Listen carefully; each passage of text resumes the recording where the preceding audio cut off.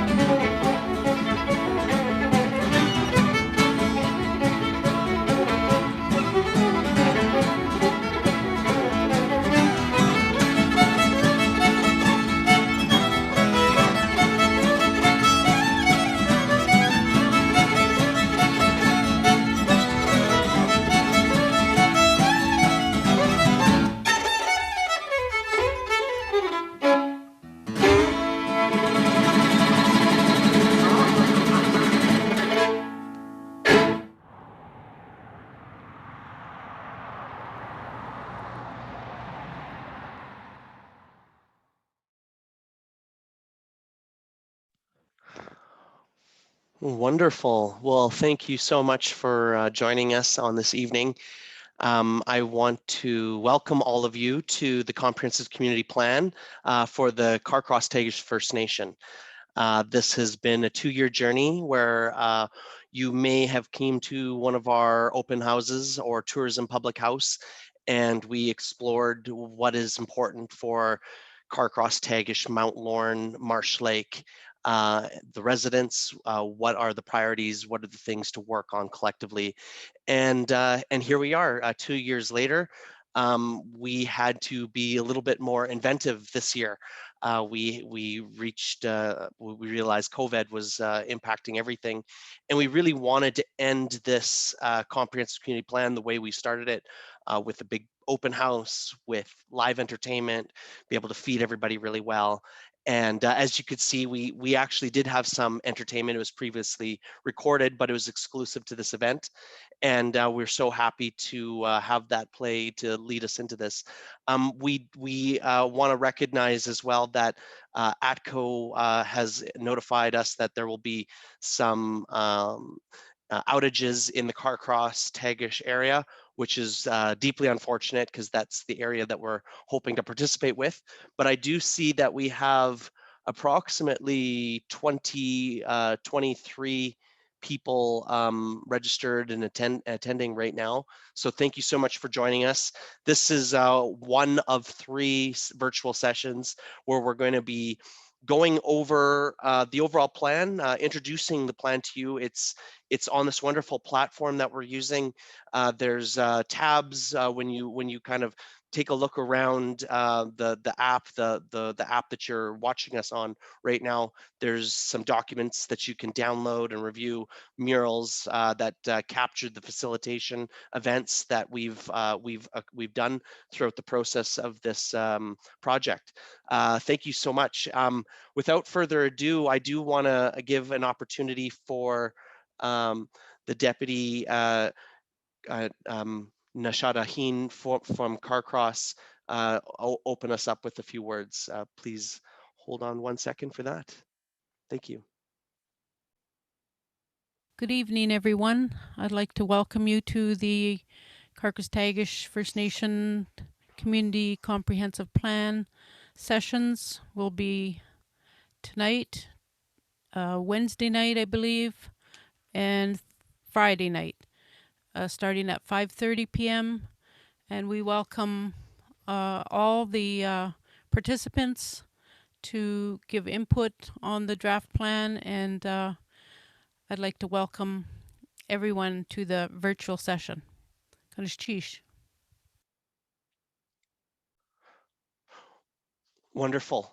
I'm wondering, Christine, if you have the agenda, if you could share it. I don't have that document right in front of me. So we're going to start off today with Christine Callahoo and Ryan Hennessy, who are our lead planners in this adventure of ours.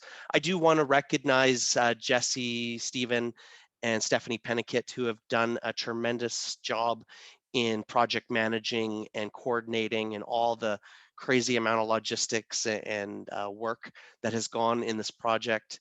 I do want to also recognize our steering committee that has participated. Without recognizing every individual, it would be the Marsh Lake, Mount Lorne, Tagish, and Carcross communities being in representation, as well as Carcross-Tagish First Nation and Carcross-Tagish Management Corporation. So we've had representation from these respective stakeholder groups that comprise the Carcross-Tagish First Nation traditional territory. The traditional territories is massive, and collectively these groups encompass the largest demographic population in the Yukon when you aggregate those numbers together outside the city of Whitehorse. So this is, it was a significant exercise, and we've had tremendous engagement. I mentioned some of the big public houses. We've also had smaller stakeholder sessions. We had an elders, seniors, youth event in midsummer where we were able to kind of really spend more time with that key demographic that's not quite so that doesn't quite have their voice so heard typically on these big public forums. We also had the opportunity to work with the steering committee, as I mentioned, monthly over this period of time. Really, they're the ones who led this and are the ones who are presenting this draft plan to you. And I will hand it over to our planning team, who are going to go over in detail the governance pillar. Hand it over to you, Christine and Ryan. Thank you very much, Blair. So myself and Ryan Hennessy, both of us are registered professional planners. Ryan is the project planner, and I was brought on as the comprehensive community plan mentor and essentially the senior advisor.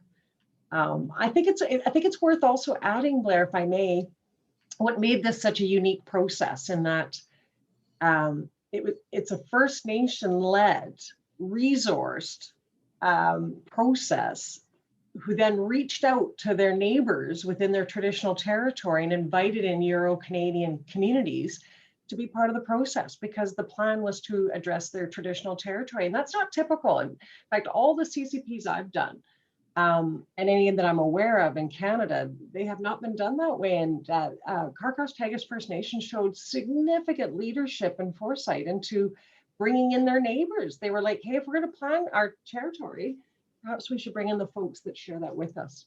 So wonderful. As you can see here, our agenda, which Blair has already started going through. We've done the opening remarks, then we're going to have the teaser video, which we had, and now I'm going to go into the governance section. So what I'd like to do, and I hope folks have their patience hats on, because I really feel it's necessary to actually go through the very specific sections of the comprehensive community plan with you. And that way you get a sense of the context, as well as and then Ryan's going to pop in strategically to share.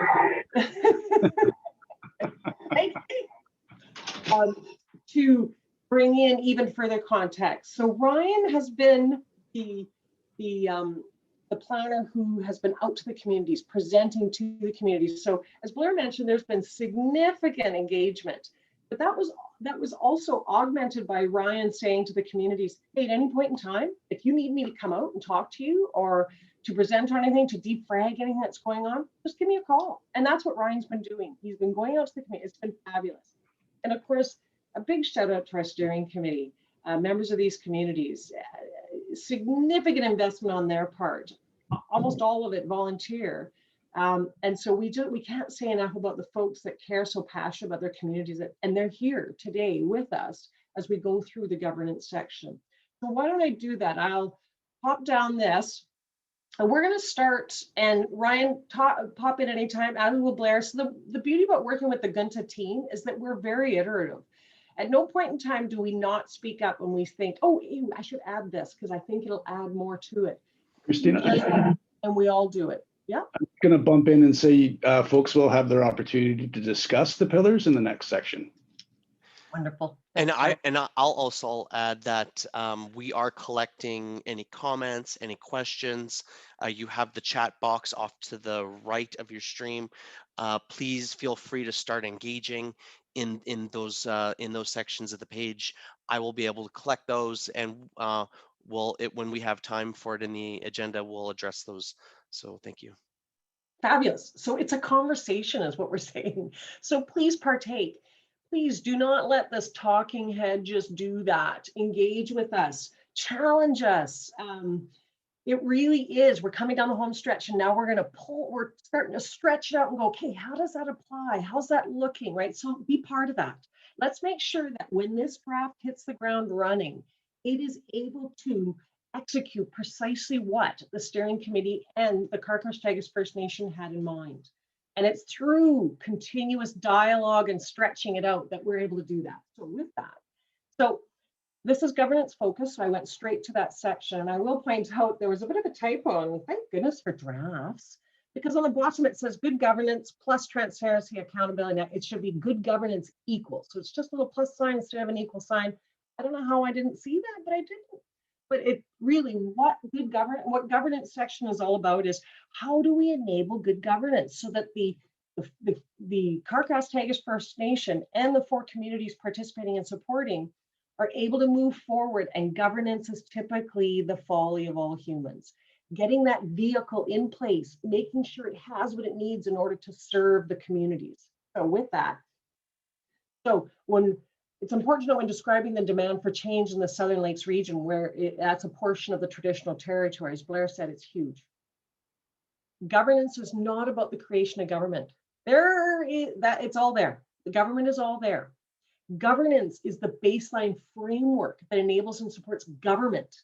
And there's no shortage of government bodies that have jurisdiction within the traditional territory, be it federal, territorial, Crosstails First Nation, and to some degree, small g government. Okay, so and I will try and pop through some of this. What I'm going to try and do is just highlight the essential portions. It is there important to note that governance issues reported to the CCP planning team, so to all of us, are not related to the need for improved representation or the creation of representative agencies. We have got remarkable representatives, volunteer and otherwise, for the region, the traditional territory. What we are doing is it's a shift in how the governance was provided to address common issues and improve the capacity of governance bodies. What we're finding is people are tapped out, but things are not being done efficiently. And often it's because there are so many people doing so many things, but no one knows what the right hand nor the left hand is doing. And so some things are being redone, or there's resources being spread too thin when it could be done with more impact when the 5 communities come together. So that's the whole idea, is creating that framework, that vehicle, so that the 5 communities can continue to work together. And as I always say, good governance equals transparency, accountability, and equity. If you have all 3 of those, and no matter what you do, personally, business-wise, professionally, and otherwise, you've got it. Your efforts will not be thwarted. I guess I should explain what you got it mean. So through the survey and throughout the process, improved governance is definitely a priority in the comprehensive community plan in the CCP. In the survey of resident priorities, 63% of the respondents commented on governance and suggested that improvements in the governance paradigm in the Southern Lakes region was a desired outcome. So we put it right in there. It was one of the pillars. Several governance challenges emerged from the discussions. This is right here, page 12. You can follow along or just come with me and I'll read it out and we can have that conversation. Several governance challenges emerged from discussions, including communication and coordination challenges between the various government agencies, I was saying, left and right hand, capacity limitations on the part of local governments, and different priorities expressed by local government representatives. So there was different priorities. People were being tapped right out, especially, I must say, the volunteers, the champions, the community champions. So for example, while Carcross has a mature and growing tourism industry that requires increased regulations, other communities in the region would welcome increased tourism and therefore do not share the same concerns with regard to infrastructure, the needs, or the environmental footprint of tourism, as they are not experiencing these pressures. But they recognize that that may be coming down the pipeline. So let's work together to address that, the structures that need to be in place. So in this case, managing tourism is viewed as a Carcross concern. However, the 5 communities recognize the great value in addressing these concerns as a collective from a small R regional perspective. So coordination and acting on joint priorities are a governance priority. Designing and employing an appropriate governance vehicle or framework that will enable ongoing progressive collaboration that enables and supports the shared interests of the 5 communities. And that's a big one, because we've all become a little bit jaded about how government is executed, where we're told that we'll be included in the decision-making, but there is no real place for that to happen. And the communities involved were no different. They were like, okay, show us how that works. We want to make sure that we don't share all this, yet we don't have a role to play in moving forward with it. So this is how the outcomes, the actions that we're going to get to, how we got there. So to date, the 5 communities, are you good, Ryan, or do you want to pop in, buddy? You're on mute. Everybody's telling me I'm on mute. With regard to the coordination piece, an important part of that, a very specialized aspect of coordination when it relates to governance, was of course reconciliation. A lot of our survey respondents were very clear that they wanted to see reconciliation and an improved working relationship between CTFN and non-First Nation citizens, or sorry, CTFN citizens and non-First Nation citizens, was an especially important outcome of this planning process. So. Thank you, Ryan. Thank you, thank you, thank you. Because you are right. In my desire to be high level, I missed out that part. In fact, the CCP is very much about reconciliation, right? It's to address capacity and reconciliation and creating through the dialogue with the 5 communities what that looks like to them. And so that comes out very clearly. Thank you, Ryan. And keep doing that, brother. All right. So to date, the 5 communities have considered a number of governance frameworks. We walked through a whole number of them, right? And when we say that, it's like, you know, is it a corporation? Is it a nonprofit? Is it a cooperative, right? Like a consulting cooperative? Is it just a nonprofit society or a registered charity? Like there's a whole number of ways you can approach this. So needless to say, maintaining the status quo was not acceptable. It's like, it's not working, we're exhausted, we still have these issues, we need to move forward together. How do we do that? So an informal cooperative, incorporation of a regional governance body to the development of nonprofit society. So that's where we're thinking, right? As you'll note, as we go forward, it was the idea of a nonprofit society as a governance vehicle. So I'll just tag that one. So the participants in the planning process did very specifically say a single entity. Why? Because one, there's not a lot of people, right? And the volunteers are already exhausted, and it would be good for everything to have a node so that whatever's happening in these communities relevant to the CCP, everybody knows about it. They already know. So there's none of that. What do you mean they're doing that? Why would they be doing that? Everybody doesn't like that, right? And they were very clear they didn't want to see that happening at any point in time. So as we go through this, these are the things that we incorporated with the guidance of all those that were participating. Rapidly actioned not-for-profit incorporated to provide services to provides an operating taking action in parallel to internal and external governance decisions to create local government models. So basically the nonprofit with the 5 communities of the board of directors are able to be proactive, strategic in addressing the priority actions. So I'm just going to leave this one for Ryan's going to actually step in and just talk briefly about this. We had Sam Brad work with us on these because governance is a bit of a challenging topic. We don't normally talk, unfortunately, in Canadian society and in our schools, we don't talk about governance that much. We talk about government, but not governance. Governance gives the rules to government. That's their walking papers. So Sam sat down with us and defragged some of that language. Go ahead, Ryan. Thanks, Christine. So I've been calling this graphic the Jawbreaker, and it's really there to explain how all of this works. The number one question I anticipated when we wrote the governance pillar section of the plan was people would want to know who's going to do all of this, given that capacity development was such a critical component of it, and how is it going to work? So in this basically this sphere, what you see on the outermost edge is the vision of the plan. This is what when it's all said and done, this is what we hope the plan will have achieved. And it really breaks into 2 parts. The integrity and health of the land is improved, and we have healthy and prosperous communities. And you can see at the bottom that it's a very inclusive vision for those 4 communities. And in the middle is the community. And this is where governance, the community benefits from the actions of the plan. So as we move into the next layer, there's your 4 pillars. So this is really where the good things come from, is the education, the wellness, the resilience, and development. And then within there, in that, is the board of directors. And they're providing the governance. They're very strongly, they represent the community. They provide that layer of accessibility, transparency, and accountability that people are seeking when they described what they wanted from a governance framework.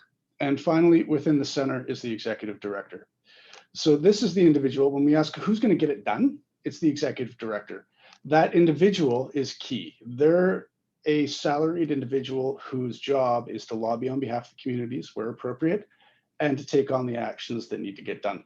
So going back out, the executive director is really pushing, but they are controlled by the board of directors, representing the community. The benefits flow from there and the community receives it, and we achieve the vision of the planning document. Fabulous. Did we want to pause? Anybody coming in with any questions or comments about this so far? We're doing good. We have one question. Go ahead. From Anna Crawford, and she stated, isn't a non-profit creating another body which has its own limitations and no authority within particular communities? That is a wonderful question. It can be. I mean, if that's what you've seen from nonprofits to date, but know that that wasn't the idea behind them. So does it create another body? Yeah, for the short term. So we're thinking the next 1 to 5 years. And that was because there were some really pressing issues that needed to be addressed right away. And what's nice about the nonprofit, so yeah, it's another entity, but it doesn't have, like a jurisdiction, or it doesn't have the legality around it. So it's quite nimble. I mean, it does have, federal legislation in which to comply to, which good governance it should be. But what it does is it's kind of that nimble, simple governance vehicle that addresses the immediate needs of the 5 communities while they figure out what would be a more firm, longer term structure. I mean, they may stay with the CCP nonprofit, it may work.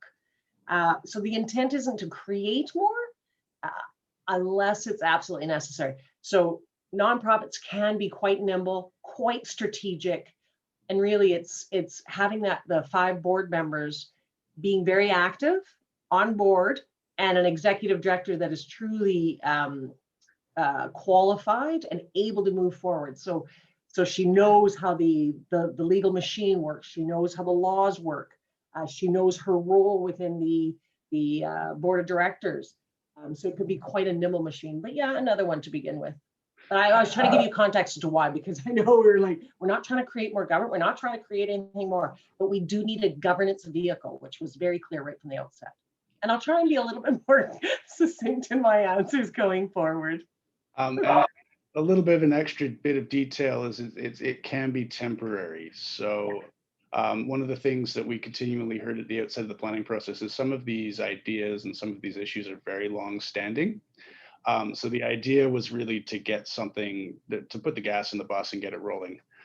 Where it goes from there is really it's not up to us, it's up to the community. So this can be a temporary measure, and unlike a government, it can be done away with if necessary. Beautiful. Actually, nice add-on, Ryan. That was way better than mine.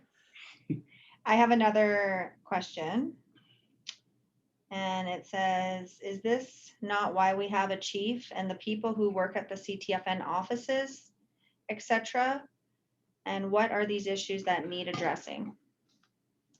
Wonderful questions. So there's a bit more to those questions that I would see as more Carcross-Tagus First Nation related. Absolutely, Chief and Council, which is why I said at the outset, and this person may not have been here. That's totally cool. So it was Chief and Council that's decided to do a comprehensive community plan for the traditional territory, which is it's unique just from that perspective, because normally comprehensive community plans across Canada are done on reserve land. So this one was to be on, and the Carcross-Tagus First Nation leadership had said, well, we've got some Euro-Canadian, so non-Indigenous communities in there. Maybe we should invite them in and see, right? And create, and because no doubt we have collective concerns and priorities. And you know what? Collaboration can bear great fruit for everybody in communities. So absolutely, this CCP now, once it's completed, goes to Chief and Council for ratification. What made it unique was that it included others within the traditional territory that had shared opportunities and concerns. So it still rests with Chief and Council, absolutely. It'll be executed by Chief and Council and senior staff. So the nonprofit is unique in that it keeps the Euro-Canadian communities still on board within the comprehensive community plan process. outcome in terms of implementation. So unique. It's just unique across the board. Great leadership and foresight. I was just amazed. Again, we're going to work on my brevity. Oh, Tate, is that good, Jesse? You're on mute, honey bunny. Where mute? Oh, you're muted again. Not. Oh, no. Now you are again. Hi, sorry. Yeah, and I hope that helped answer another question that popped up, which says, how are you going to get buy-in from the First Nation government? And yeah, just repeating that this is led by the First Nation. Yeah, so great questions, hey, and I'm loving that folks are asking them, because it tells me that they're ready to get serious. Yeah, this is in the end Carcross-Tagus First Nations Comprehensive Community Plan in partnership with 4 communities. So yeah, awesome. And keep the questions coming. Like if that wasn't satisfactory of a response, and even towards the end, if it's not, I will follow up. I will do the research. I will create until we feel satisfied, because hold me to it, hold Gunta to it, because really the idea is to get people comfortable with the plan so that you can all champion it. You know it exists. Identify where your priorities are and see where you champion. Thanks so much, you guys. I'm gonna move on now, because I did also wanted to, so I'm gonna have Ryan talk about this one too, but just a little bit of context. A rapidly actioned not-for-profit would also enable qualified staff to then be hired to address the volunteer fatigue reported throughout the engagement process. There are some amazing volunteer champions in the traditional territory, and they're exhausted. The not-for-profit can also provide continuity in process and implementation of CCP. When you have one person essentially coordinating or project managing and making sure certain actions are being done by certain people under contract, however that is, terms of reference, there's accountability, there's transparency, right? And there's equity. Everybody has an opportunity to go after that work, to apply for that work. So good governance, right? Accountability, transparency, and equity. Where I'm ensuring ongoing, right. Incorporation of a not-for-profit entity does not compete with any current nor local alternate form of governance. So we made sure that Ryan was very big on that, because he's heard it time and time again. We do not want to recreate the wheel, to create more governance. And the idea is to improve the capacity of interested local area communities in developing. So Ryan, did you want to talk a little bit about the governance and operations? Sure. So in this one, what we were working to do is just flesh out on that preceding diagram that Christine talked about earlier. In this one, we're actually separating out governance and operations. So what you've got here is we're showing where the community fits in and where governance flows. So you've got the community there, you've got the representational government feeding into that board of directors. And then from there, you've got the executive director and the vision and mission. So it's the community driving in towards the center. In the other one, again, it's operations. The flow is reversed. So you've got the vision, the operations, again, dictated by the board of directors, and finally the benefits. Nice. I wonder, actually, folks that are watching, can you let us know if that seemed intuitive to you? Some images can be quite intuitive, and others might add a little bit more of the confusion, even if it means just adding a few words to it. That's even helpful, right, from anyone. Okay, so now I'd like to move on to, we're going to go into page, section 5.1, Governance Action Plan, on page 25. And it's the actual page. Here we are. So, governance is the process of decision making and the process by which decisions are implemented or not implemented, right? You never know. Governance is the act of governing by way of setting rules and laws. Simply put, governance is what governments do. So if you don't have a firm vehicle, framework, terms of reference, confidentiality, all that stuff in place, and you're upholding it, your government's not going to be as effective or defective. Improving governance in the Southern Lakes region throughout the CCP reflects the demand by residents to improve the transparency of decisions. the accessibility of decision makers, and the accountability of those decisions based on what, according to whom. So again, I'm going to change that. I've got my little plus sign again here, and it should be equals. Good governance is equal to transparency plus accountability plus equity. So the following governance action plan was compiled to connect the proposed actions with the objectives brought to the fore throughout the engagement. Each proposed action is supported by a series of tasks intended to act as measurable outcomes through which the steering committee or other implementation authority, so as we were discussing, the board of directors of the proposed not-for-profit society, implement. Then you can strategically track progress when implementing the CCP, as well as guide budget allocations and other operation measures. Senior staff at the Crosstails First Nation allocated to certain actions can use these action plans as part of their operational planning, budgeting, and reporting. Go ahead, Ryan. Nope, nothing to add. Okay. Coming off mute. Oh, okay. Trying to be receptive and not, stealing the show here. Okay, so the first one, number one objective is identify and establish a governance vehicle, referred to here on in as the vehicle, and enables and supports the ongoing 5 community collaboration in the strategic implementation of the CCP. There are 3 of these, and we will get through them because I think it's important that you all know at least generally what's in here. So when it starts to happen, you're like, oh yeah, I remember. That's CCP. We're starting to see that unfold. So the action, articulate a vehicle to move forward on CCP action priority items in the short term. So 1 to 5 years. If it's a nonprofit, it's good for 1 to 5 years. We'll deal with that, the rest of the details as we go forward, and create ongoing, transparent, and accountable communication between partners over the long term. So communication is key, as we all know. So it'll be super duper to get this in place, including communications protocols, right? So anyway, I'm getting in the weeds, sorry folks, I'm gonna move on. You can get into the weeds with me later if you like, because we're gonna have Q&A. So the task, the steering committee's members to decide on the short term, 1 to 5 years, steps to move forward, to have a vehicle in place to implement the CCP in preparation for the long-term working relations and partnerships. So yes, action planning is detailed, onerous, tedious. It drives me nuts, but it is absolutely fruitful. I've gotten over it. I've just gotten over myself and the fact that I don't like details, and I go through these. They get even more detailed only because I have learned they are super easy to follow. And anyone, if I fell off the side of the earth and they only had this, they can pick it up and walk with it and know what they need to do, generally speaking. Number 2, establish a nonprofit, also known as a not-for-profit society within the 5 communities serving as the board of directors, to ensure that the context of the CCP, so the ones who created the CCP guide the intent of the CCP. Makes sense, right? Which is why we like communities whom the CCP is to serve, the comprehensive community plan, that they know what's in it, that they've been part of it, so that in the end, it reflects indeed that community the plan is to serve.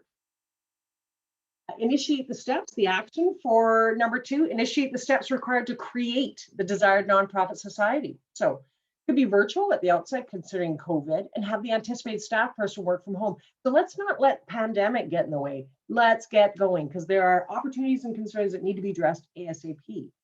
Then we go into tasks. As you can see, for number 2 objective, there are 1, 2, 3, 4, 5, 6 tasks. And all this does is this tells you step by step, right? So we have confirm the steering committee proceed with the nonprofit society option as a vehicle. 2, secure funding to establish the required baseline for next steps. 3, communicate out to the communities this intent and the benefits of establishing a society. Make sure the communities know what's coming, right? 4, develop a contract posting for a qualified professional and executive director with the capacity to co-create with the steering committee, the board of directors, and maintain the required governance documents. So someone who understands governance, who is a project manager. These are absolutely essential in your executive director, because they'll be able to carry through. Hire a qualified professional executive director, and then under board director guidance, the executive director will proceed with leading the implementation of the CCP. And volunteer exhaustion has, at least in part, been addressed by action number 2. Action number 3, so right here, CCP steering committee to support the continued dialogue with Yukon government regarding the feasibility of reallocating community advisors so that they have more regional focus. So the Southern Lakes region being one. So right now, the way the community advisors are allocated, it isn't as intuitive as perhaps it could be. And so the idea was one of the actions, even though, it doesn't really have anything to do with, the CCP per se, the nonprofit governance is, let's talk to the Yukon government about changing the way they're allocated so that we can get to know that one person within the small R region, and that's our community advisor. So you do that, we'll engage Yukon government, community services department to reimagine services provided by community affairs branch and so on, right? And the whole time, what you're trying to do is accessibility to community representatives and implementation, accountability, transparency is improved, right? So the whole idea of all these actions is to improve the current situation. So as you can see for action 3, there are 4 steps. Identify steering committee members to lead the dialogue with YG, who wants to get on board. The selected steering committee leads to report back to other committee members on an ongoing timely manner. So they're going to go in there, they're going to start the dialogue, and they're going to report out, because we don't need everybody at the table, right? That's why we're exhausted. If you can get a good representative who knows how to communicate out, you don't need everybody at the table. The key is to make sure that they understand communication is key, and it's meaningful, thoughtful, timely communication. That's where we seem to get caught up. Execute a regionally focused community advisor program in partnership with YG. Then we have ongoing monitoring and evaluation to adjust, right? Always check. Once you put it in place, check and make sure it had the impact that you desired. If not, do some tweaking. It's absolutely essential, because the idea is to ensure ongoing optimization of resources. So there you have it. That's our action plan. Of course, we bust it up even further. Each action gets a time frame, the lead partner, who's involved. Like, we can go into the greatest of detail, which, I won't tonight. But what I do is I ask that you take a time and actually go through that. And through the project app, the draft plan is available. Okay, so the final section I'd like to go is section 6, which is page 64, the actual. Yeah, it's a fairly large document. We're getting some comments. Do you want those now, or do you? Yeah, please do. Right. We have a comment or more statement. Community advisors need to report directly to the deputy ministers like they used to from the 70s, 90s. Now they report to 4 lower managers and directors before they get to any decision-making individual. This results in less timely or not decisions being made. That's fabulous feedback. Thank you. We're going to tuck that into our not me, I'm just the planner. When the steering committee follows up with YG, the representatives from action 2, or action 3, when that happens, let's tuck that in, because that's great feedback. Is there anything else, Jesse?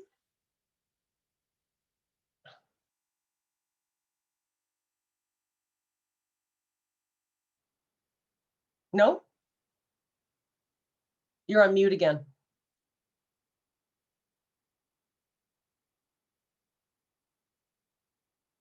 Shall I keep going? Give her, and we'll organize this so you can get at it. Sounds good. Okay, I'll look for the flag, wave or something. All right, so section 6 is priority implementation actions, the ready, set, and go. So, love this quote. We want to talk about how we can get to a place so we can implement some of these ideas that have been milling about for years, if not decades. So that was James, Senior Director of Operations, Crosstails First Nation. And he said that at Community Feast, May 2019, and that is precisely, I believe, the shared mindset of everyone that has been at the table. The LEC representatives, Crosstails First Nation representatives, including James. We have been talking about this for so long. How do we move forward together? That's how, through the CCP. And that's Crosstails First Nation leadership gave this amazing opportunity for people to come together and do just that. So, yeah, so as you can probably imagine, right, everyone's planned to death because we don't see enough execution, meaningful execution of plans. People are tired of planning because they're like, a plan, we've already planned this. Can we just get to work?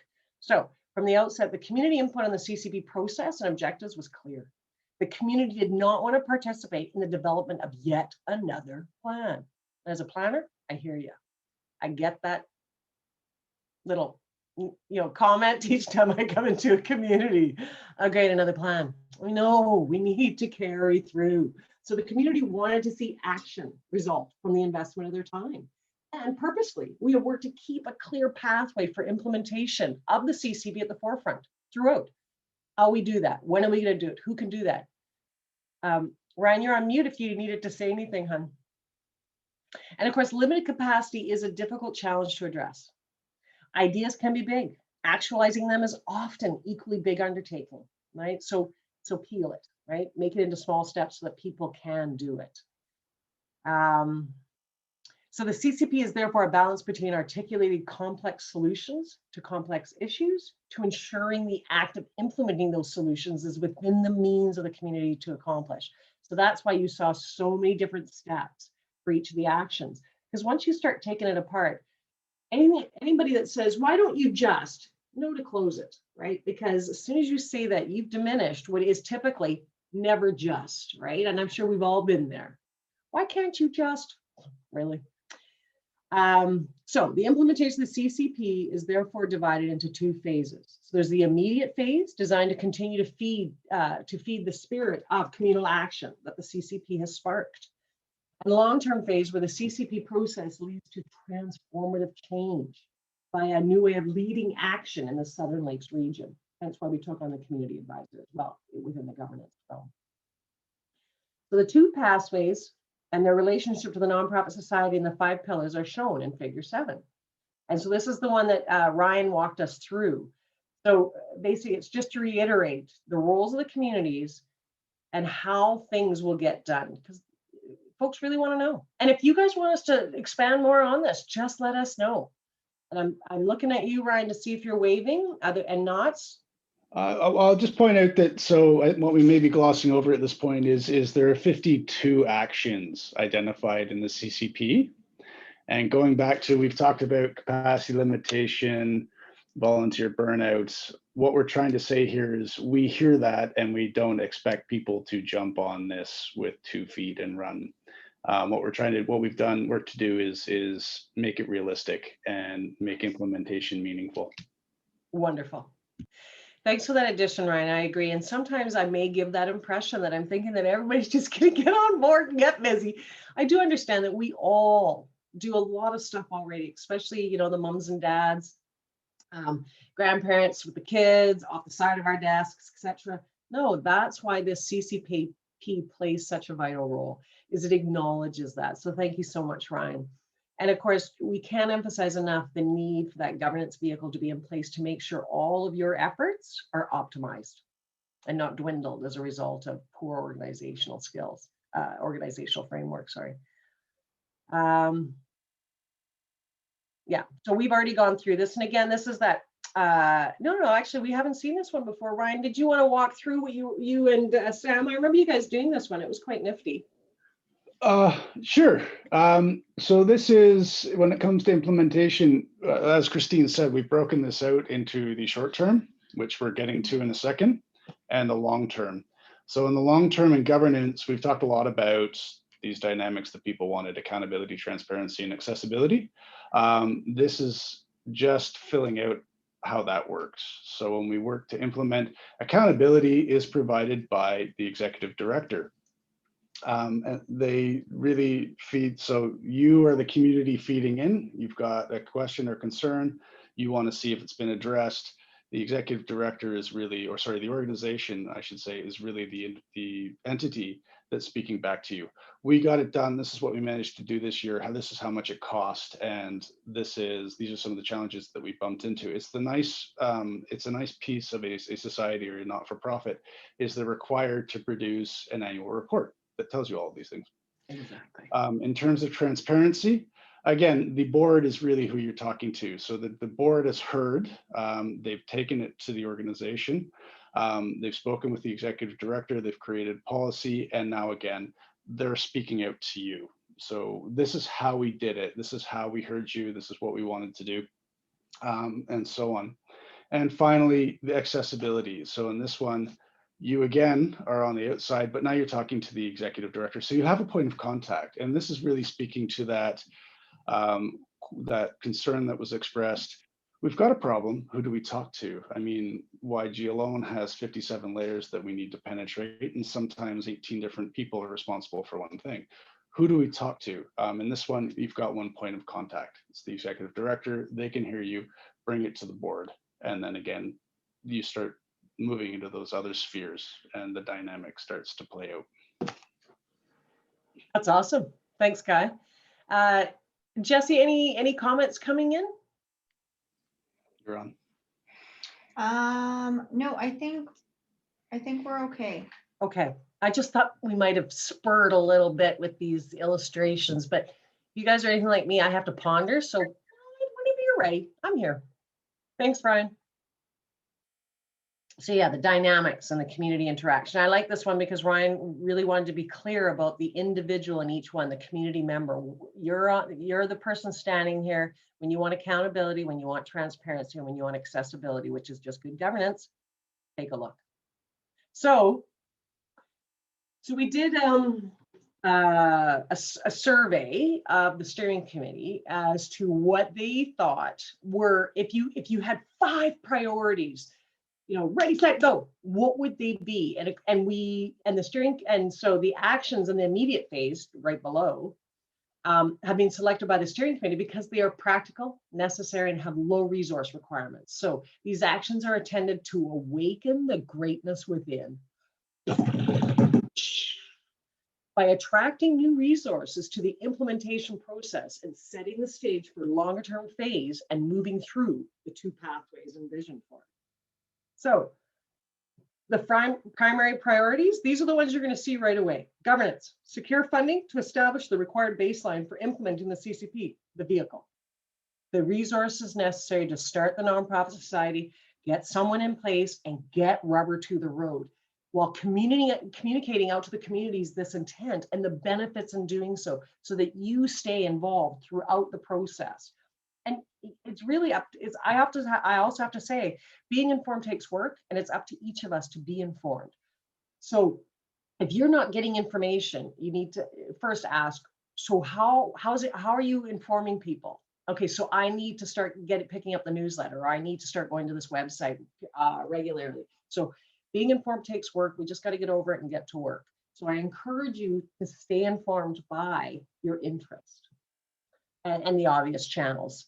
So governance, secure the funding, education, provide new opportunities for non-First Nation citizens to learn about the Crosstails First Nation culture, including training opportunities for local operators and frontline staff to enable and support a shared understanding about the way they share local stories, values, culture, and history. We know that's a challenging one, but there is such an interest on the part of the Euro-Canadians in the territory to learn more about the Crosstails First Nation, about your traditions, your culture, your language.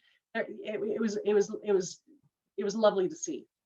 Resilience being, right, no matter what's coming at you, you are prepared and you can continue forward as you normally would, in spite of what's coming at you. That's a really general one, but resilience is, coming at communities, coming at the territory, and generally what the risks are, you've addressed for them, and you've planned for them. So gain an understanding as to where each of the communities are in their emergency planning with the intent of facilitating a regional response to hazard and risks. Why wouldn't you? Why wouldn't you approach it as a small R region? It just makes sense in terms of the number of people, the training, the infrastructure required, et cetera, et cetera.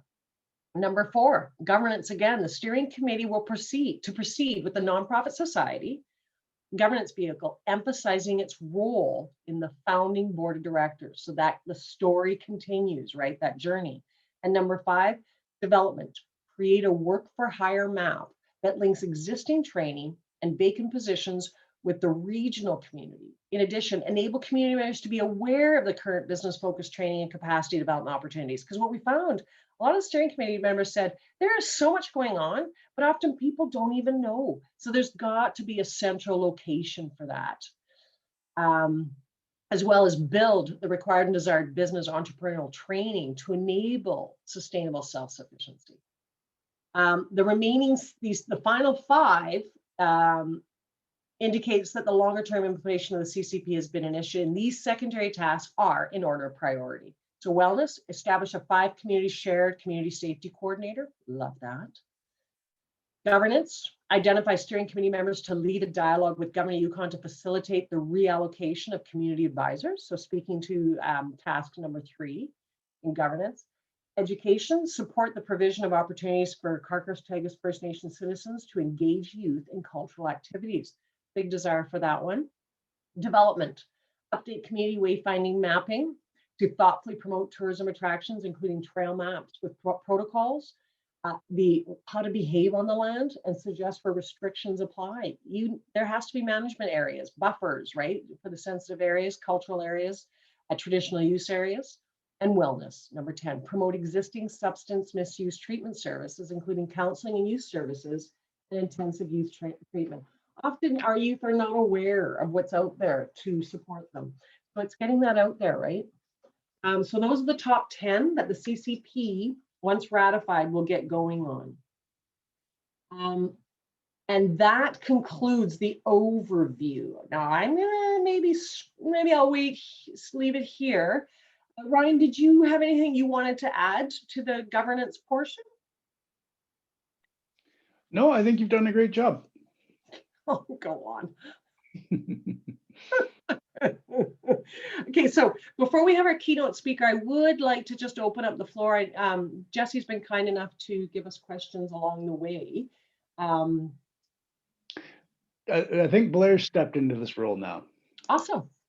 Blair, what do we got? Do we have any questions, comments, or? Yeah, it's too bad folks can't just chime in, but I do recognize there's bandwidth. I think there was a question here regarding the actual structure of an NGO. Why is there a focus? What about the other options? Nice. That's a great question. Relative ease, lack of legal requirements. I'm just giving you reasons why, in the end, because we needed the ready, set, go, and the nimbleness of a society, of a not-for-profit society. I'm sure all of us have been involved in nonprofit societies. I serve on the board of a stewardship nonprofit society. It's nice because there's laws that guide them, including reporting, annual reporting. You are able to peek in and take a look at what's happening, what decisions were made and why. The incorporation would have taken a heck of a lot more engagement, which is why we said, how about for the short term, because there's such pressing actions, not-for-profit is perhaps the most streamlined governance vehicle to use while we take, so none of those are off the board, right? So I guess that's the emphasis that we need to make is being incorporated, getting charity status, if you want to go for charitable status, or I don't know why, but maybe even private company, but all of those are still on the table for the board of directors to look at and decide going forward. It was just we needed to be nimble, and so that's why the nonprofit society, and also because it serves good governance in a very big way. And rolling back to your earlier statements, we didn't just look at a not-for-profit agency. We looked at a range of options. So a loose consortium of groups working together when they wanted to, all the way to regional incorporation and everybody merging into one big organization with a paid bureaucracy and so on. This one fit the bill the best. Yeah. And in fact, with that, Ryan, I'm wondering, would you be comfortable if we shared the governance presentation deck with anyone if they wanted to see it? Like when we met with the steering committee right at the beginning about governance and what it was and the different options available. It's a pretty detailed, like, it was tough to get through, but what it does is it gives you, kind of the breadth of context that was visited. If anybody wants to, just put it in the chat box and we'll definitely provide, as long as you're comfortable with that, Ryan. There's an interesting question here about the risk assessment of creating an NGO and the risk that YG doesn't just offload the responsibilities. Oh, nice. Geez, I have a feeling some folks are pretty seasoned participating in this evening. I think that's a really good point, and I do believe it was shared by others, hence why the communities serve the board of directors, right? So I'm wondering if what I've just said addresses some of that concern or that question, in that because of societal laws, you have to clearly report out, and at no point in time would a nonprofit, and this is where your good board of governance comes in, is no one would take it. They would go, well, that's redundant. Why would we take that on when it's the YG's mandate?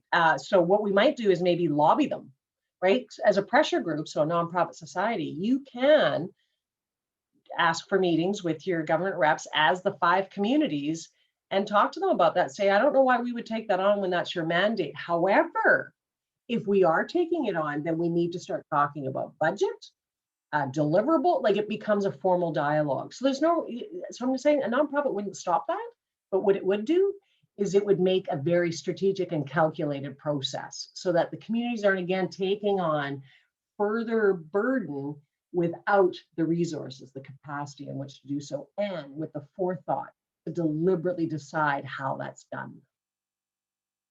I hope that answers that question. I love these. Keep them coming, you guys. Holy smokes. In the middle here, I'll just point out that the board, this is where the governance of the board becomes important. So any not-for-profit society will have a terms of reference and a business plan and so on. The board can actually address that risk directly by stating what it is that the not-for-profit does and what they don't do. Yeah, exactly. Accountability, transparency, and equity, good governance. If you cover those folks right from the get-go, you can address all of these concerns as they come up. It'd be like, well, what do the terms of reference say? We know what they say. No. So let's have that conversation, folks, right? Like it just lays everything out. Is there any other questions or comments? If not, because we can go right into our fabulous keynote speaker. How are we doing, Blair? Are we good? Yeah, there was just a comment that the quality of the internet, this webinar's freezing and dropping, and that I think they're bringing forward the issue of infrastructure, critical infrastructure. Yes. And this event being virtual, I will say that ATCO gave us a heads up about, I would say 10 minutes before the event, that they are doing scheduled blackouts right now in Carcross and Tagish. I'm sure that has an impact on the quality of this. We were doing our best to kind of delay, hoping everybody can kind of get back on with playing a lot of the music videos. Hopefully everybody's here with us. If not, as I mentioned, we are recording and this will be available after. Thanks. That's right. Thanks, Claire. So I'm wondering if we, folks, do you mind if we go to the keynote? I'm every time I coast over something, I get the chat box. So I'm thinking, what's in the chat box? I want to chat. Hey guys, come on. Questions up, comments, things you were thinking about. I'm going to hand over the keynote, but while we do that, maybe you could think about the what ifs. Have you considered? Okay, I'll stop peppering the crowd, but Blair, are we ready to put on our keynote speaker? We have 10 minutes. I can awesome. I can see if he has, but we No, gave him 10 minutes. You have. Okay, oh that's wonderful. Because you were also, does that include just the introduction to Tony, hun? So give you 5 minutes. So if I could take 5 minutes, yeah. Okay, I do that. Hey guys, so since I have 5 minutes, how do you feel about going up to the governance section and taking a look at some of what these action plans actually look like? Because they can be kind of onerous, I must say. Christine, we can also talk about what comes next in the process. Oh, nice. Why don't you do that, Ryan? So while you scroll, how about I just say, okay. The CCP process was 2 years. And we're drawing to a close. So after this engagement session is completed, we're going to take the comments that we received, revise the draft, bring them to our steering committee for review and discussion. Following that, we are going to revise the plan. and presented to CTFN as a final draft in March. Nice. After that, Gunta has done its job, and it's up to you folks to take it from there. Nice, nice. Awesome. Okay, so I'm just going to a couple of minutes to show you. So you know how we had right up here, it said, identify, establish a governance vehicle. Action, articulate a vehicle to move forward. Task, steering committee members to decide on the short-term vehicle. Right, and then we go down here. Articulate a vehicle, so action G1, so governance 1, articulate a vehicle to move forward on CCP action priority items in the short term, so 1 to 5 years, and create ongoing, transparent, and accountable communication between partners over the long term. What does your communications protocol entail? What are your rules? That's all it is, protocol, rules. So it's a priority action, right? We knew this was a priority action. There's too many things that need to get done right away. So time frame, ASAP. Task, so the first task to the action, decide on the short-term steps to move forward, to have a vehicle in place to implement the CCP, to build governance capacity amongst the board of directors, right? There's a learning curve in preparation for long-term working relationships. That's the other thing that we thought with the nonprofit society. You can then go after funding that's specific to building governance acumen, knowledge. And that's the sort of thing that we would be very interested in. I'm doing the we again. You know, you get so used to talking about we as a project. So when the Crosstails First Nation, following ratification, can then go after certain funds specific to governance. And of course, that the supporting partners, so the lead is the 5 community CCP nonprofit, right? They would be the ones taking that forward. The supporting partner, Yukon government, they've been very supportive of the process to date. They see great value in this process. The timeline, it's a priority action. The required resources, well, you need funding, you need capacity, and you need expertise in articulating a vehicle to move forward. So that's what we had. So action 1 is largely moving forward. The outcome, the steering committee is prepared to articulate the short-term vehicle to enable and support the strategic implementation of the priority actions in the CCP. So as you can see, each task literally gets, and this one, okay, so I got a little lazy and I put them all in one because it spoke to one. And you know, sometimes you can do one for each one, but then in the end, it just ends up being a lot of paper when really it could all go into one. Because really, what was it? Initiate steps required to create the desired nonprofit society, right? And again, that the board of directors, the nonprofit, and with the executive director will guide that. With the support of the relevant Yukon government departments, and of course, the Crosstails First Nation government departments, like they're already in place, right? It's a priority action. All 3 of these were funding, capacity, and expertise, as always, right? Like, remember we talked about volunteer fatigue. There needs to be resources to support folks to move forward. No more of this volunteering while we're living our lives, raising our kids, grandkids, et cetera, et cetera. So the outcome is a 5 community CCP not-for-profit, nonprofit has been created and initiated under the guidance of the board of directors, the steering committee, to enable and support the strategic implementation and optimization of the CCP. So you can see how a senior manager could take these action plans, add time, so budget for staff, add a budget for getting the task done, and incorporating this into the annual planning for a staff member in terms of allocating mandate. So this is what we would also like. We're doing the job of the executive director, helping he, she, they out, whomever takes over that role. So there you have it, and it just goes on. And what's this one? What's this one here? Oh, and then we got education. So that is tomorrow, no, Wednesday. Woo! That's going to be a lot of fun too. I hope you guys are able to join us then, because we've got a lot of really good ones in there. Okay, so with that, I'm wondering if we can switch it over to our to Blair to introduce Tony Penikett, our keynote speaker. I think you have a few more minutes. Why don't you actually give a little teaser for Wednesday? You're hilarious. Okay, so education.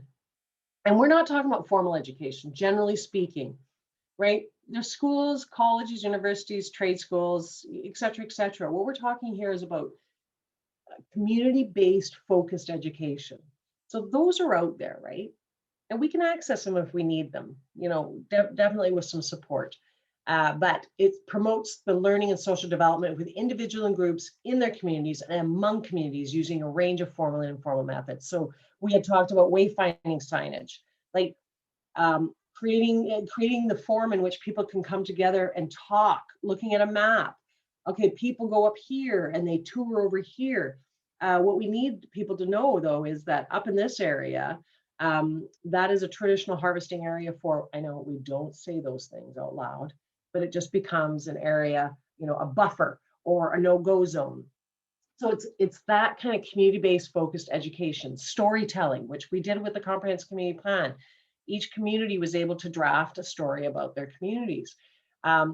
What about bringing all those stories together and creating a bit of a shared story for tourism season and everyone having that shared story? So in your menus, in your coffee talk, a little coffee talk thing, maybe on a banner, it's what it does is it shows that sense of community that people come to visit. They like to see that stuff.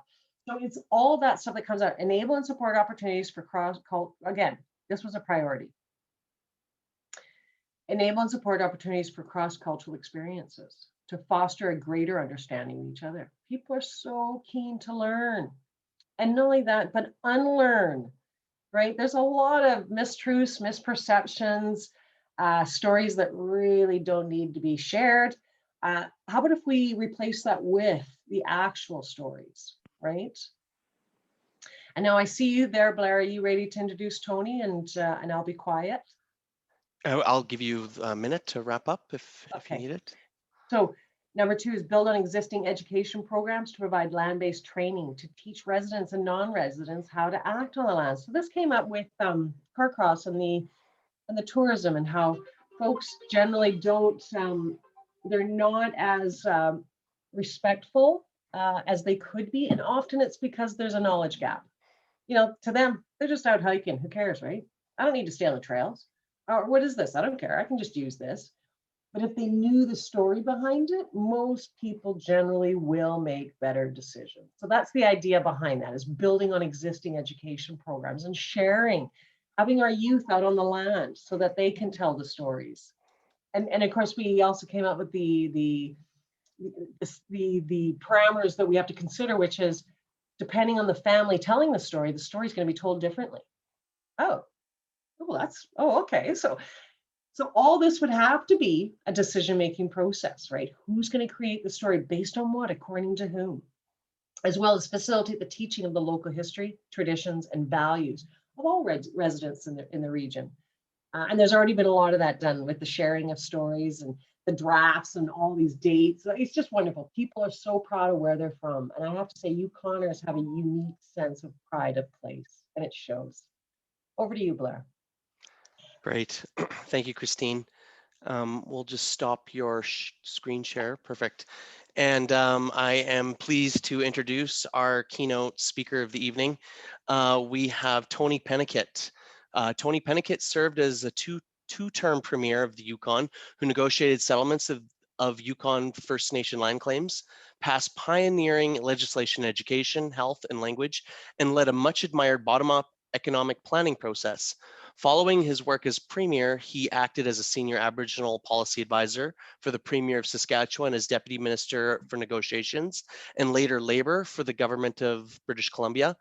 Tony recently received one of Canada's highest honors, the Order of Canada, for his contributions as a teacher, negotiator, public servant, for his human rights activism from the Governor General's office. Well, thank you so much, Tony. We have Tony Penikett live here on Zoom. And Tony, please take it away, and I'll support you best I can with your PowerPoint. You're a great Canadian. Thank you. Listening to the discussion that has gone on in the last hour, I think it's probably appropriate for me to talk about governance, broadly speaking, as a journey which is a continuing journey. But to provide some context and some history, and perhaps it may help to allow me to get in the end of my remarks to questions of the future and a larger question of values. So thank you very much for inviting me to be here with you virtually today. I, of course, want to acknowledge that I am speaking to you on the traditional territory of the Crosstails First Nation, but also to the communities around the area, some of which I used to represent in the Yukon legislature. I want to congratulate everybody on the completion of the community's comprehensive plan. And I understand it's been a one-of-a-kind process aimed at creating new ways of governing in the territory. All of that's very, very interesting. After a long career criticizing governments, leading governments, advising governments, and in recent years writing about governments and governments, I can say how much I appreciate the creativity you will see that in my remarks today. I jokingly talked about this as introducing as a family process, and as brothers and sisters in modern government, you have bureaucracy and democracy.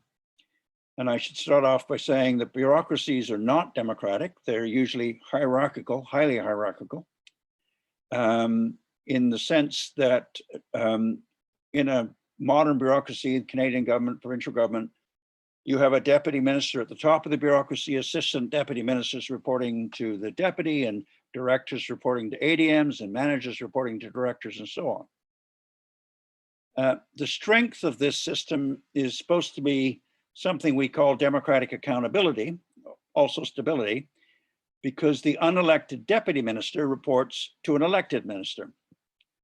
The weakness in this system, some people would say, is that ministers come and go while DMs or deputy ministers may stay on forever and forever. And the weakness is that knowledge is power in almost every system of governance, and the person who has the most power is the person who has the most knowledge, has the most power.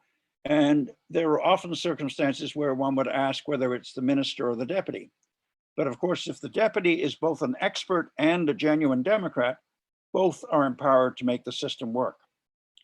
So here's the big message I want to remind young people about, is that the Yukon has gone through a remarkable transformation in the last 50 years, mostly the last 40.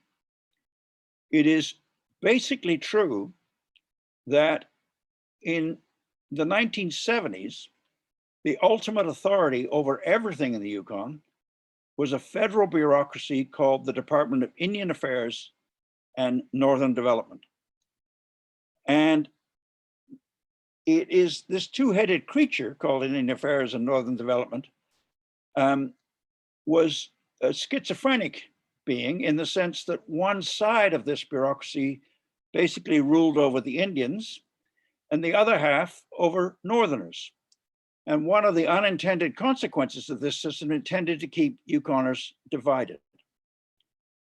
Now, the Yukon Territory, going back to the gold rush, has had a legislature for a long time.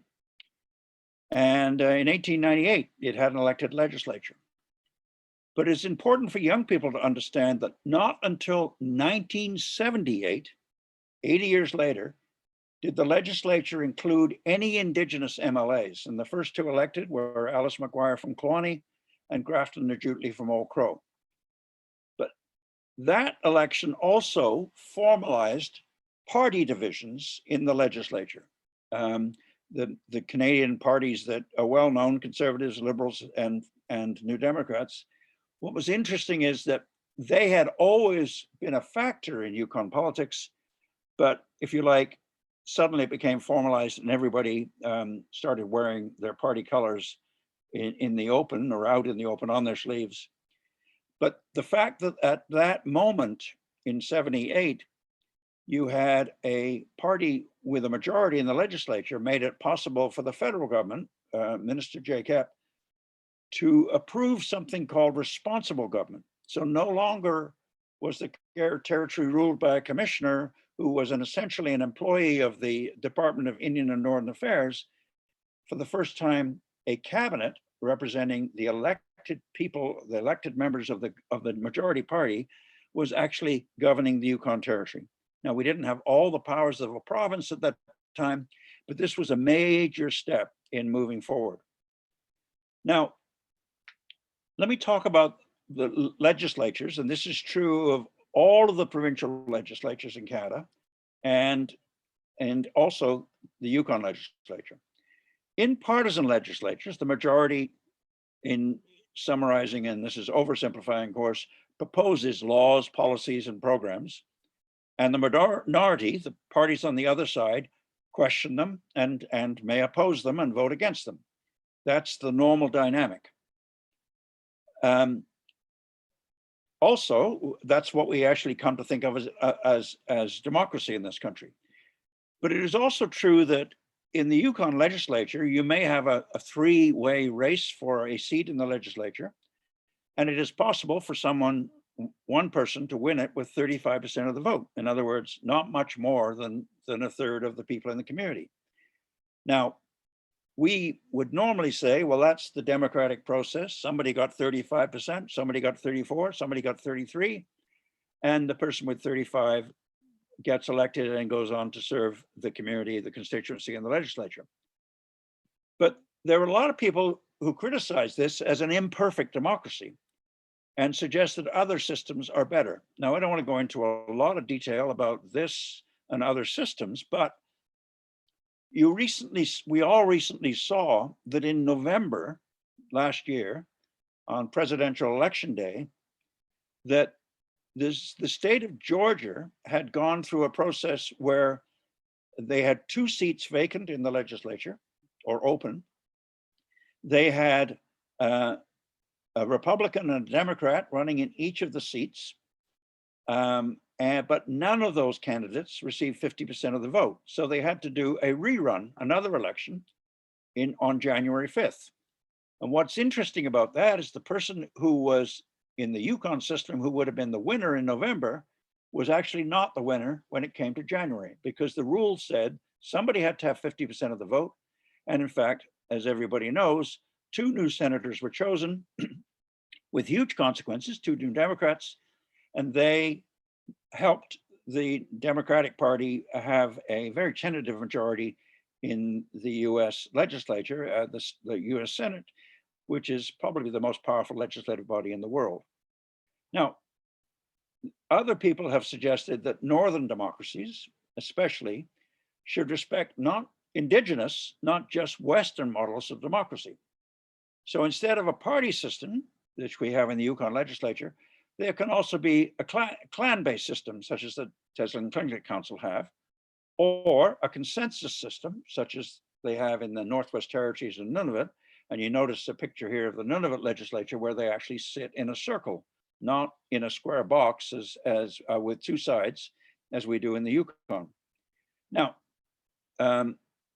these systems are also proudly democratic, but they're not actually, the system in the NWT and the system in Nunavut would be, for many people coming from places like Ontario or Quebec or Manitoba, seem quite unusual and quite strange and quite mysterious. But it is important to understand that those systems in Nunavut and NWT represent, in the case of Nunavut, traditional Inuit values and ways of making decisions. And so too, the Northwest Territories legislature claims to represent the Dene traditions of consensus decision-making. So rather than a hierarchy, such as, or a pyramid of bureaucracy, or the market square or boxing ring of a Yukon-type legislature, you have the conception of that kind of legislature. The consensus system is a circle. arising out of traditions of the ancient council fire, where it would be argued that instead of doing what happens in the Yukon legislature or the BC legislature or the Alberta legislature, where someone on the government side says the sky is blue, and someone on the other side gets up and said, oh no, there's lots of clouds. In other words, a positive proposal is met with a negative response. In the consensus system, the idea is that people talking one after another add to what the previous person had said and moving towards some kind of understanding. And there are, of course, different ideas about what consensus and what how to build a consensus means. But in many years, thousands of years ago, and in tribal traditions, it may well have been that as people were talking around the council fire, and one person added to what the previous speaker had said, and another person added to that. At the end of the conversation, perhaps an elder may have got up and summed up the discussion and had what was in essence the last word, which really represented a decision or a conclusion of the discussion. And of course, that was done without a vote, but nonetheless, many people would argue it was that tradition was just as democratic as our modern democracies with parties and legislatures. So dialogue can lead to consensus, even nowadays, if individuals are willing to make compromises and listen to each other. And I think this dialogue tradition continues today in various places. Let me give you one example. You've been through a planning process, which is very interesting. Few of you will be old enough to remember this, but in 1986, when the Yukon faced an economic crisis in that every single one of its operating mines closed, and a social crisis at the same time when land claims negotiations had broken down, the government of the day decided to initiate something called the Yukon 2000 process, which took place outside the legislature in dozens and dozens of community meetings in a kind of format which was very different from the legislature, where people actually talked about not what they disagreed about or what they disliked about other parties, but the whole thing was built on the idea, brick by brick, of agreement upon agreement upon agreement, rather than people arguing about their differences. And in that process, if we found an issue that was so divisive and so difficult, it was simply banished back to the legislature where the arguments continued. But the process of Yukon 2000 was about people trying to build upon agreements to reach a consensus or a number of broad consensuses about very difficult issues that were facing the territory at the time. Some years later, I was fortunate enough to be involved in a similar process in British Columbia, where Simon Fraser's University's Center for Dialogue had a similar process called Imagine BC. The Yukon 2000 went on for 2 years, Imagine BC went on for 4 years, and it focused on nonpartisan policy discussions of serious provincial issues. So that too, those two are, dialogue is also a democratic process, but it's not similar, not at all like what we see on the daily news about reports from the legislature or from Parliament. But let's come to the next most important moment in Yukon history, whether we talk about this 1992 or 1989 when it was actually concluded. And I think every Yukoner has to understand that the most profoundly important moment in recent Yukon history was the land claims settlements and the self-government agreements, because they have changed governance, not just government, but governance completely beyond recognition. So here's the big thing.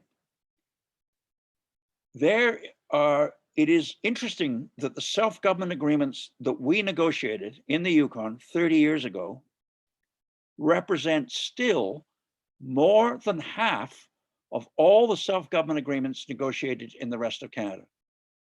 Yukoners have achieved something that few people in the provinces have been able to replicate. The Yukon treaties ended the divisions, not completely, but started to end, diminished or dampened the divisions fostered by Indian Affairs and Northern Development, and fostered cooperation between First Nations peoples and other Yukoners. Through a variety of arrangements which are in the land claims and self-government agreements, include fish and game management, co-management boards, land use planning boards, representative school councils, and much more. But let me just give you a couple of examples of those processes. So the pilot project of the first co-management arrangement, which was being done in the Mayo area,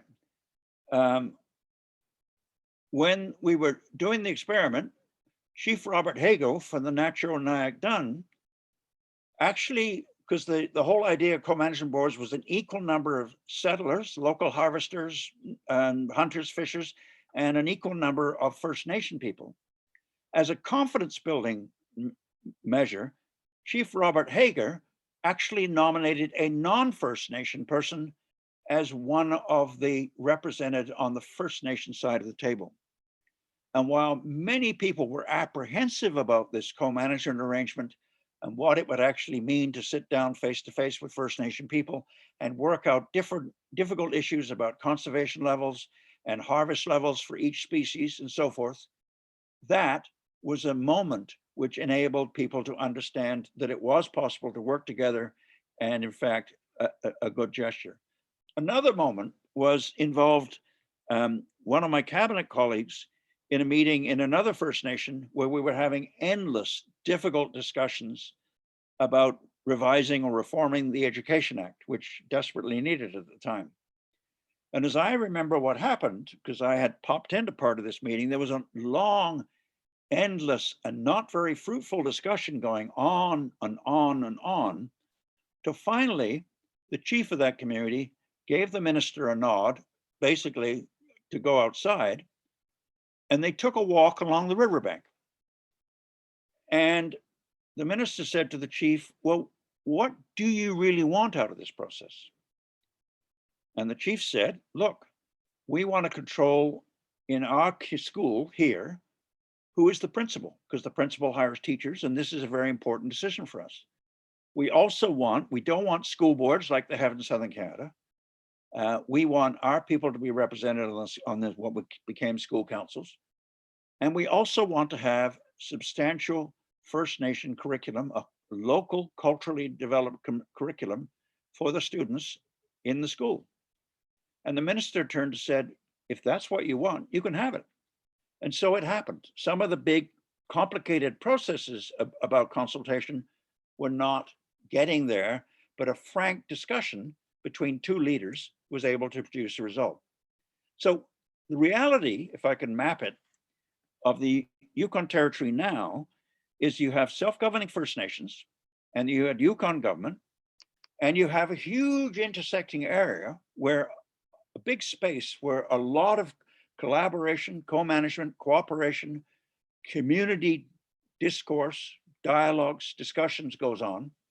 And that is a much healthier situation than the one that existed in the 1970s. Here's a takeaway that some people may not realize. While the Yukon First Nations self-government agreements were the first of their kind in Canada, what happened in responsible government was that self-government also came for the non-Indigenous people in the Yukon. So the journey that we have come from, the journey we have not completed, because it's still ongoing, is about self-government for both communities. Now, it is true that First Nations in Canada may have led land claims negotiations, but the self-government accords are essentially power sharing agreements between First Nations and Yukon government. First Nations now write their own laws over matters internal to their communities and integral to their cultures. Yukon legislature now exercises most of the powers of provinces. When negotiators of Yukon agreements were determined to realize, what they were determined to realize was shared governance, co-management, and what in the Northwest Territories they call concurrent powers over many, many matters of local concern. But here I want to make a point. one of the reasons self-government has not happened in the provinces is there's a tendency for provincial politicians to argue that what First Nations want in terms of governing their own lands and peoples is an invasion of provincial jurisdiction over fish and game laws or agricultural policy or land use. But I agree with University of Victoria Indigenous law professor John Burrows that this is a completely wrong-headed point of view. Modern treaties, I won't use the Yukon treaties, I'll use from an article that John Burrows wrote, the Nisga'a Treaty, just to the south of the Yukon. The Nisga'a Treaty very precisely defines federal authority in the treaty. It describes provincial responsibilities, we would say territorial in the Yukon. And of course, the laws, the 14 heads of power, the lawmaking powers of the Nisga'a peoples. But beyond those, and this is Burrows' really important point, there also exist ancient indigenous laws which still have meaning and power for First Nations and may influence the way in which elders are treated when you're hunting, or how certain people should handle fish, or how the nation would actually prevent overfishing or prevent mismanagement of forest resources and so forth. And we are, in many communities, because of colonization, are only just learning about these things, or if we would say relearning about them, but they are important because they do enrich their life. So Burrows argues, and this is his big thought, I believe, that rather than seeing federal, territorial, municipal, First Nation disputes as endless competitions between rival authorities, Burrows argues that we should see this new reality, a rich new reality, as a world of overlapping jurisdictions. This requires the recognition that each party has a role to play in many important policy fields. Moreover, the principle of overlapping jurisdiction, he argues, is consistent with Canadian federalism, which recognizes that each party has a legal relationship to lands and resources through sections 91, 92 of the Constitution Act, and 35(1) of the Constitution Act, 1982. Furthermore, the consultation and accommodation regimes related to sections 35 of the Constitution Act create responsibilities for all the parties to enhance, communicate, and joint decision-making along many axes and many issues. So just to come back to the local arena, governing of whether you're talking about public governments, corporations, community groups, volunteer organizations, governing is about choices, often difficult choices. Occasionally, the nature of those choices may not be clear. For a tiny community, is the decision to buy a new truck simply an administrative decision or a matter for policy debate? Well, if the need is clear and there's enough money in the budget, then maybe the community will let the managers decide. But if the elected officials are worried about climate change and clean energy, they might want to weigh in on the decision to choose a vehicle which is energy efficient, or not in the old tradition, old-fashioned gas guzzler. If not enough money but the truck is needed, there may be decisions about moving funds from one program to another. If the decision is very complex, the elected people in the community want to be consulted. And it is very interesting that in communities, First Nation communities that have taxation powers everywhere in the territory, the debates about expenditures are very interesting, because when the community is spending money that is grant money or direct transfer from the federal government, the debates tend not to be very fierce. But when they're debating how to spend money raised by local taxation, the debates are often very energetic and quite enthusiastic. So I pay tribute to the land claims and self-government agreements of the Yukon Territory. But I want to say that we would not be honest if we did not admit that some of our best made plans do not work. And I'm just going to use one example, which is very important to me, because I was involved in writing this language, but also because I've worked as a mediator ever since. Chapter 26 in the UFA, the dispute resolution chapter, has never been implemented as it was negotiated. The idea behind chapter 26 was that rather than spending millions of dollars on lawyers, going all the way to the Supreme Court on major disputes arising out of the land claims or self-government agreements, we should instead use a process which is fast, effective, and relatively cheap, which is mediation. And the idea of mediation is that the parties get together in a cross-cultural context, design some local tool which actually works to fix that particular problem.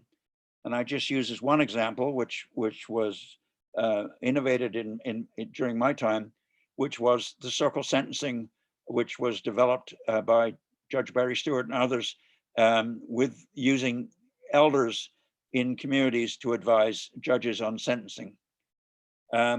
That's just one example of the kind of tool that can be developed. But here's the bottom line, the message I want to leave with you.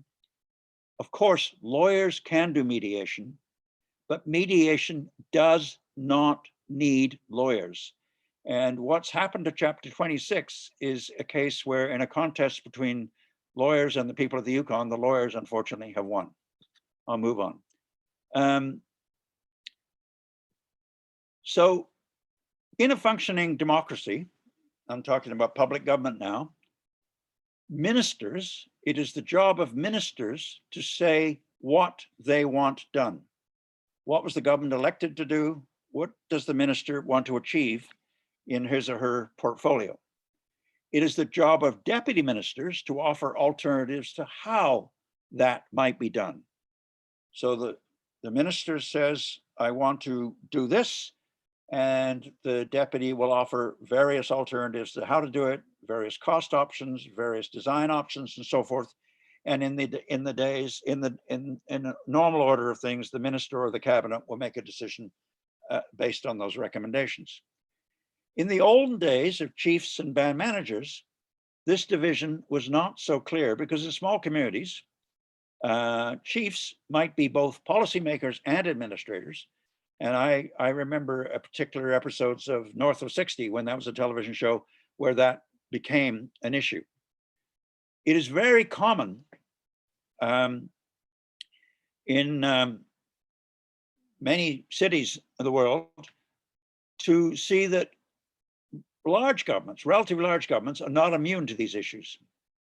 In city halls, there may be an elected mayor and council, but in reality, the city manager can sometimes act more like the government and use the mayor simply as his or her spokesperson and leave the elected councillors functioning like a legislative opposition. This is a common complaint, even in British Columbia, which prides itself on its democratic values. But it is also, and I want to go back to your community plan here to make the point, this kind of dynamic can also operate with community groups, social services agencies, volunteer organizations. Most of them, as you've heard, have an elected board. Many successful organizations also have an executive director. And getting the power relationship between the elected board and the executive director right, in the right balance, is a very difficult but very important task, because there are organizations, I know some, which are essentially run by the executive director. There are other organizations which are run by the board, but the point of my big message about governance is that if democratic bodies and bureaucracies are like brother and sister in government. Part of the syllabus is getting the balance right between them is very, very, very, very important. And let me say something about technology. For many years, and because it was a rich oil state, no longer is rich because no one can afford Alaskan oil, satellite technology allowed Alaskan legislators to teleconference with their Bush constituents and do push button voting in the state legislature and in the state Senate. Now, in the middle of the pandemic, Zoom has replaced physical meetings, and Canada is contemplating new ways for MPs to meet and debate as we speak. Governance is terribly impacted by changing technologies. And some of that influence may not all be good.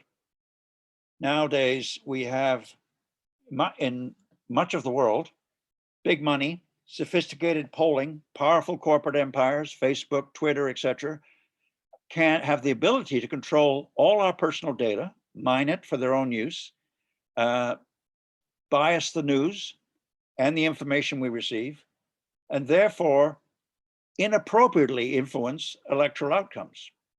So there's a question about technologies, all of these technologies, are they an ally to democracy or a threat? And this is something I think everybody should continue to debate. The bottom line, I would say, is that democracy is very hard work, even for voters, but especially for elected representatives. And leaving things to bureaucracies, even honest and imaginative, energetic institutions, has always been a risk. You know, if you turn on your TV, you will almost always see politicians talking. But this is the big message I want to leave with you. More than anything, democracy is about listening. And that is what the Carcross Comprehensive Community Planning process has been all about. And I congratulate you on what you've done. I would say that what I call the siblings of democracy and bureaucracy are still able to grow and change, adapting to Indigenous peoples' values, but also to modern technologies. And I would say that no one knows exactly how governance, democratic governance, in even a relatively small society like the Yukon will emerge. But I'm very pleased to know that you are interested enough to play your part in doing that. I thank the Carcross Comprehensive Community Planners for inviting me for this short talk. I privately wish I'd had more time to prepare, but I would be happy to answer any questions that you may have. Thank you, Blair. Wonderful. Thank you so much, Tony. Wow. That was a very unique and qualified perspective. Sorry, I need to turn my camera on here. We're just getting organized on the question front. Thank you so much. A good thing? Yes. Well, I think Yukon is unique, right? I mean, right. Okay. You know, what you spoke to, there's just this unique social governance experiment that's happening in the Yukon that's dominated over half of the modern day land claims.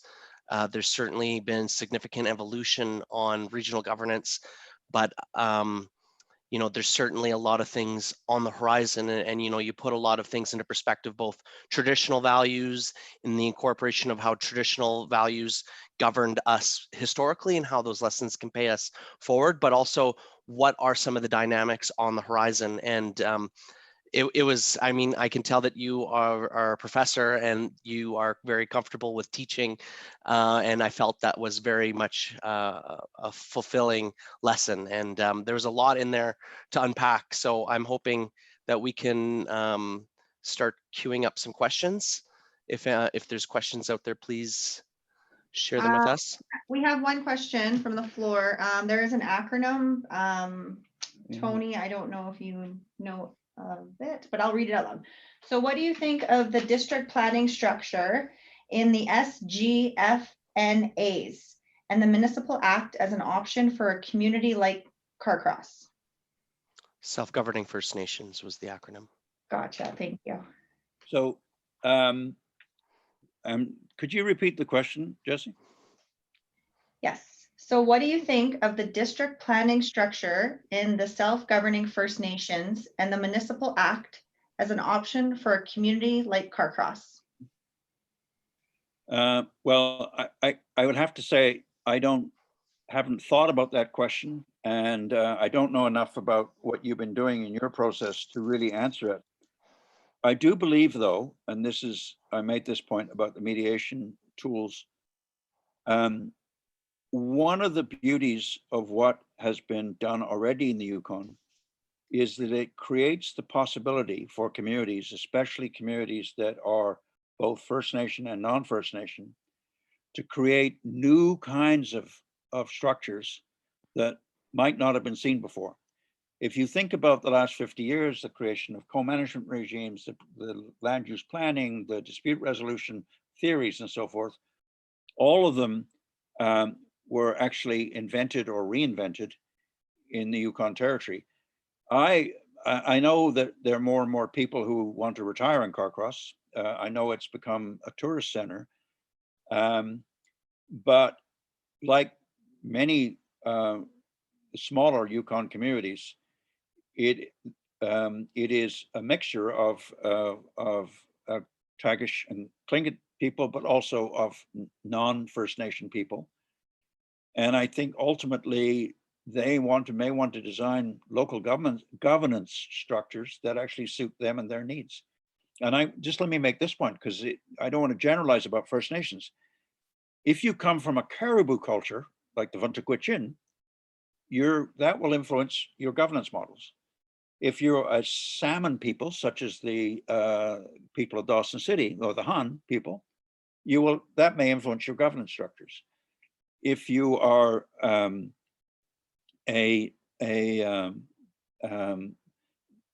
you have different traditions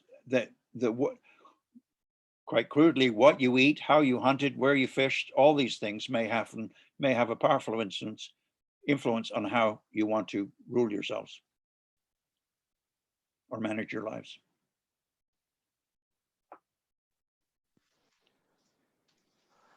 Absolutely fascinating, Tony. I loved it. Also, the fact that I like how you see governance and government being malleable and therefore there to serve the community. So make it so it works for you. And what I would say that we should also understand it's a continuing process. Just because the legislature was a certain way in 1898 with no First Nation people in it was no reason to continue that way. Hear, hear. But it may be that, in the Northwest Territories, they have a consensus system which is based on Dene traditional values. They have had a debate recently about whether the party system should come into practice there, because observers have said, well, look, I know every single member of the legislature. I know whether the ones who are Tory and the ones who are Liberal and the ones who are NDP. When that motion came to a vote, there was only one person voting for the change. But these things are not fixed forever. People will go back and talk about it. I mean, one of the most fascinating things for me, I did some work in Nunavut for a while. So one day I walked into the legislature and there was a Kutluna, a white guy, debating in Inuktitut.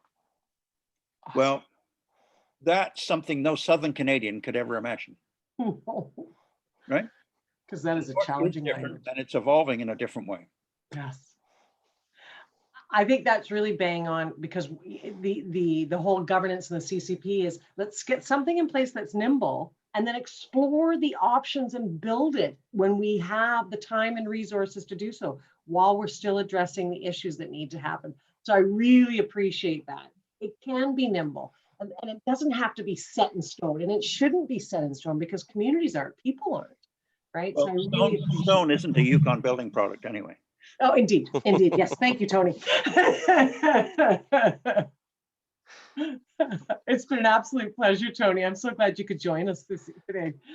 Tony, I just have one question. So you know, you have this unique perspective of seeing a lot of different First Nation groups and communities, and you see the ones that are prospering, that are more well organized, that have this regional collaboration, regional cooperation, economic development. Just, you know, and you know which groups, you don't have to identify them, but you see that there are the haves and have-nots, and really what I'm just trying to, I guess, point at is the value of these regional collaborations, however they're structured, however they're governed. There's unique structures all over the place, but just the value in that. Maybe if you could just comment on that. Well, I would say two things there. A couple of years ago, the Trudeau Foundation, of which I was then a mentor for, the Trudeau Foundation basically mentors PhD students. And they had their annual meeting in Whitehorse. There was a discussion about self-government. And then the majority of the delegates, many of them were law professors from universities in the South, or even retired Supreme Court judges. There were a great variety of people there. Decided that they actually wanted to go, you don't laugh at this, they actually wanted to go see one of these self-governments. So they went both to Champagne-Ajac in a large number and to also the Teslin Tlingit, and met in the Longhouse there. In Champagne-Ajac, Dave Joe ex-tempore gave a brilliant speech about land claims process. In Teslin, we had a presentation on the tribal justice system, the court system, which is emerging there. And also Sam Johnson gave a prayer in Tlingit, and we then explained that he had been the first Indigenous speaker in the British Commonwealth of a legislature. They were blown away because they could not appreciate anything happening like that. But I think, and I want to say this, that these are not easy lessons to transmit, because very rarely do you get boatloads of people from Toronto and Montreal coming north to actually study self-government. They read the academic papers, but that's it. Let me use another example of which I am probably shamelessly proud. In January this year, I was able to persuade, but wasn't hard to persuade, a number of the people who were involved in the negotiating the land claim settlement and the self-government agreements, the former chiefs, former chief negotiators, and others, to deal with a problem which has been bothering me for decades, which is that the work we did back in the 80s and 90s produced a 292-page document written by lawyers, which means that it will almost never be read by anyone. And I contrasted that in my talks with Judy Gingell and Peter Johnson and Dave Joe and Tim Kepke and others with the United States Constitution, the Constitution of the most powerful nation in the world, which is 12 pages long, read by every school kid in the nation, not once, but many times, with a 292-page document for a few thousand people in the Yukon, which is read by almost no one, which is not an easy read. And therefore, there's a real danger, I feared, that the people who are implementing those treaties now don't understand the intentions of the original negotiators, that the kids who are in school now don't understand that the UFA is essentially a constitution for 21st century Yukon, and they don't understand its contents. And Judy and Peter and Tim Kepke and Liz Hansen and chiefs from Carcross, from Dawson City, former chiefs, came out at 40 below to a meeting at the Kwalendon Cultural Center. Negotiators, former negotiators, Barry Stewart and some others from the South flew in at their own expense for 40 of us, and that's why we called it the 48 minus 40 event, which would never have happened, by the way, if it hadn't been for Jesse and Stephanie, who provided the the grunt work of making it all come together. But we spent a weekend, only a weekend, producing a 9-page version of that 292-page document. It was done without money. It was done by volunteers. It was done by people who cared, and it was done on a weekend. Now, we never claimed that it was a final draft. We actually, if COVID hadn't happened, we would have put this draft up on the internet. We would have created a website, invited people to add comments, delete comments, do continuing editing. We wanted it to be a living, breathing thing. We wanted to create a panel of people who have been involved in the negotiations to answer questions. We wanted it to be something that would be useful for the community. But of course, COVID intruded.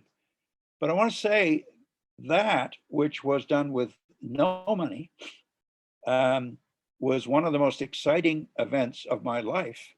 But it also made me reflect on the fact that all the things, some of the things that I get credit for, including, I'm sure, the Order of Canada, were never my projects. They were always group projects. They were always community projects. They were always projects that involved a large number of other brilliant people.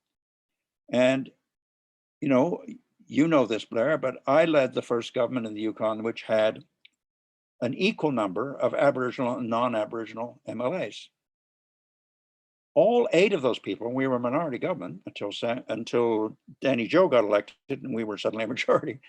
All of those people, as we know them, were brilliant individuals, all with not identical political views or identical agendas, but all were prepared to do the changes that were difficult to make. Sometimes some of people may be alive who remember how horrible the Human Rights Act debate was, vicious and nasty and cruel and dirty.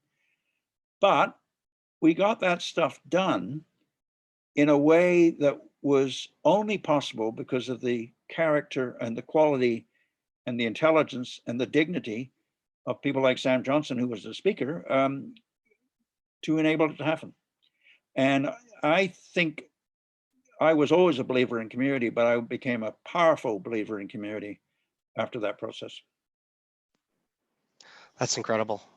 I recall that event being organized and not able to go myself, but hearing about how powerful it was that all of you guys were able to get together and really try to distill this such a foundational, important piece of work into something that is easily digestible, communicatable, understandable.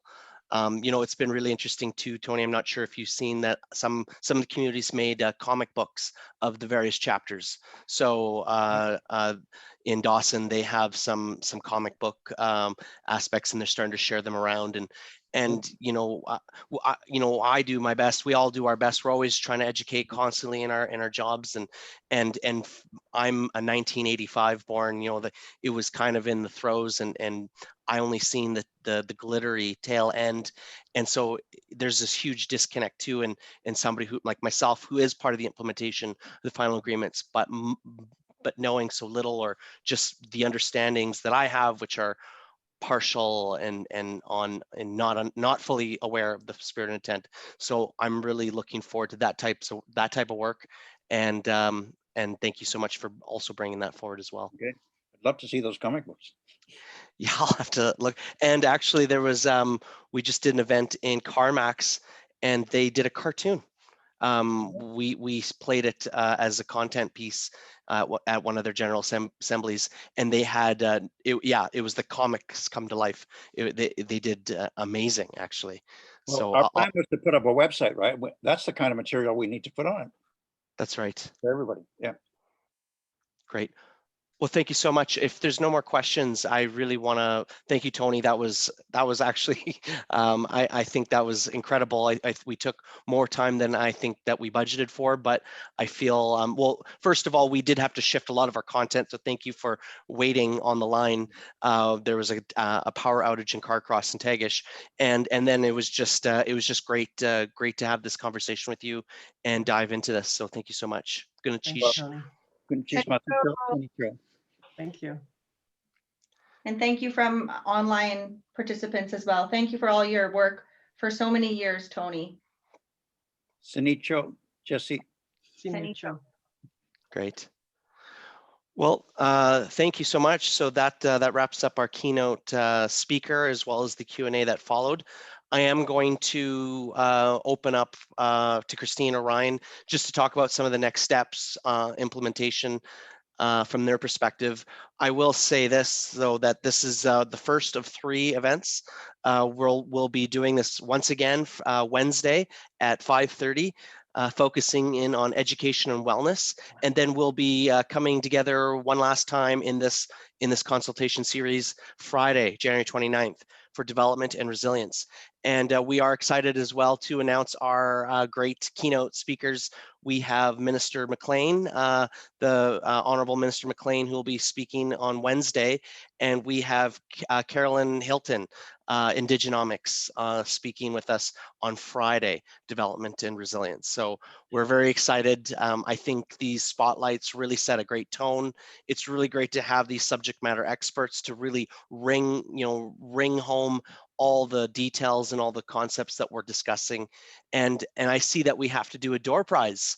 So And I think we're probably done. Why don't we just finish off there with the door prize and then just get ready for Wednesday? great. Okay, great. Awesome.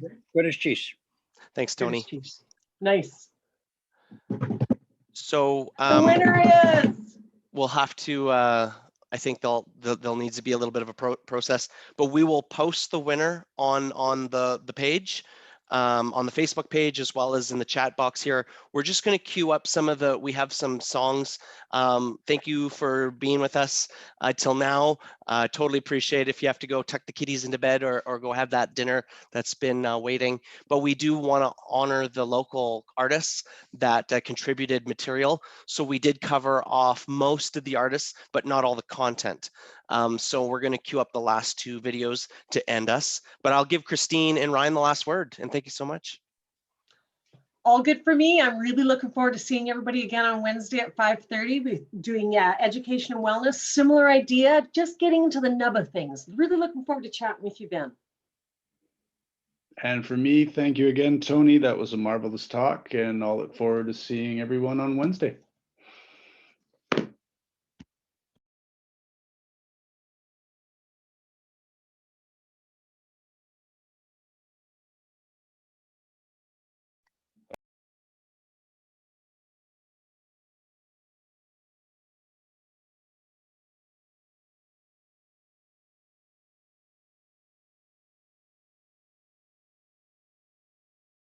So Lori's the winner? Lori Crawford won? Oh, shut up, Christine.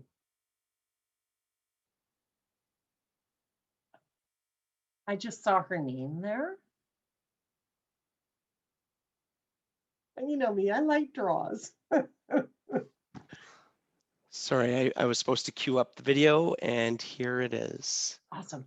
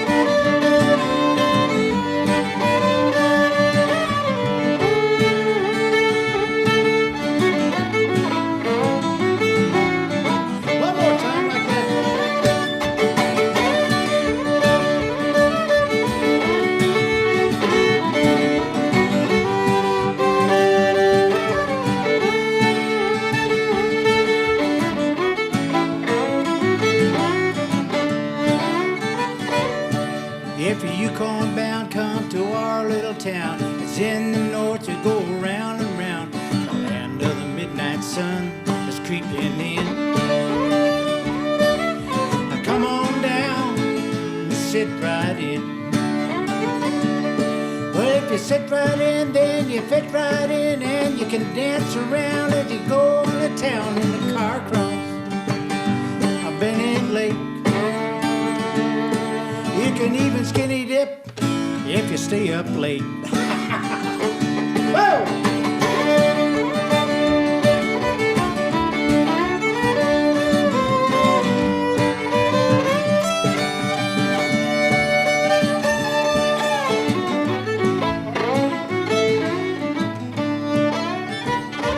You can eat dried meat or dried fish too.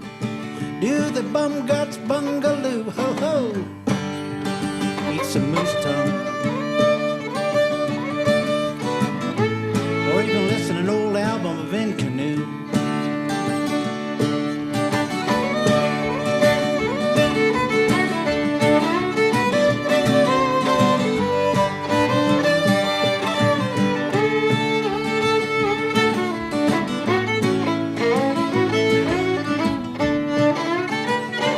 If you're coming north, come to our little town. Southern Lake Salupa, you can get around. You may have a ball. Yeah.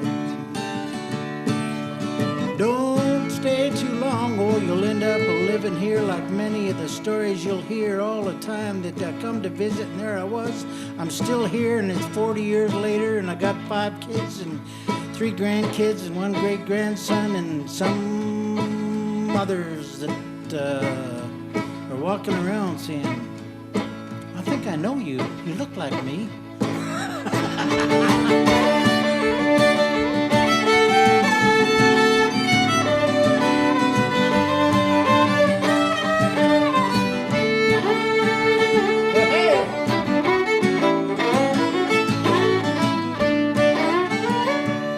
Well, there's a few more things I'd just like to say. If you come up north and you wanna play, you can hike or bike on the trails in Montana Mountain. You can have some fun in the midnight sun. You can fish around town on the walk-in bridge. You can have a coffee or a swim. In the winter time, you can cut a hole in Bennett Lake and jump right in.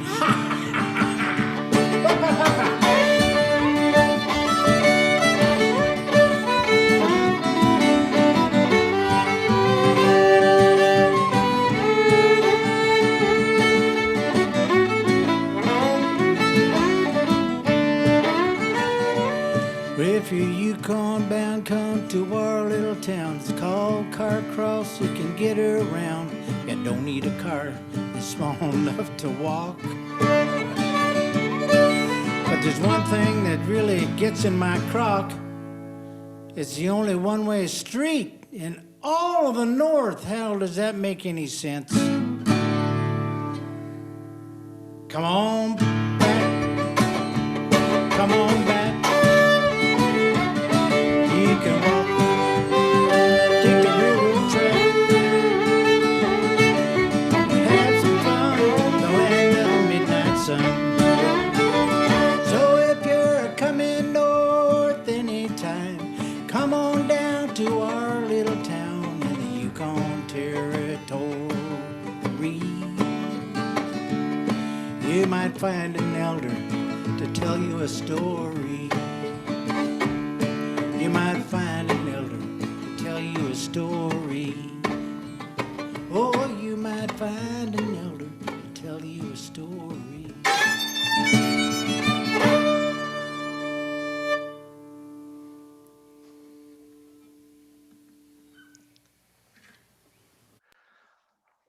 Well, I hope, like me, you were dancing to the music.